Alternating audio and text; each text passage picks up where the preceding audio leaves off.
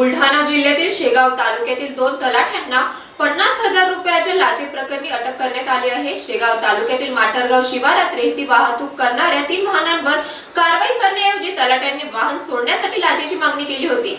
याबाबत anti corruption bureau अकोलाचे police निरीक्षक प्रवीण वेरुळकर यांनी प्रसार माध्यमांना कळविल्यानुसार तक्रारदार यांचा चुलत भाऊ यांची एक जेसीबी आणि एक टिप्पर तसेच इतर नातेवाईकांचे एक टिप्पर असे 3 वाहने गोड खनिज वाहतूक करीत असतात। दिनांक 10 सप्टेंबर रोजी शेगाव तालुक्यातील माटरगाव येथील अरुण गुलाबसिंग दाबेराव आणि अमोल गीते दोघे शेगाव तालुक्यात तलाठी या पदावर कार्यरत होते। त्यामुळे सदर तलाठी यांना 19,000 रुपये देऊन बाकी रक्कम उद्या देतो असे सांगून तक्रार दाखल केली। सदर तक्रारीची तपासणी दिनांक 12 सप्टेंबर रोजी करण्यात आली आणि त्याची अंतिम 20,000 रुपये देण्यात आले। सदर रक्कम तलाठी अमोल गीते यांच्याकडे जमा करायचे सांगितल्यानुसार कारवाई करण्यात आली आहे आणि दोघा तलाट्यांना अटक करण्यात आली आहे। या प्रकरणामुळे संपूर्ण महसूल विभागात खळबळ उडाली असून लाचखोरी विरोधात अँटी करप्शन ब्युरोची कारवाई ठळक ठरली आहे। शेगाववरून सचिन पाटील यांची रिपोर्ट, महान्यूज 7 नागपूर।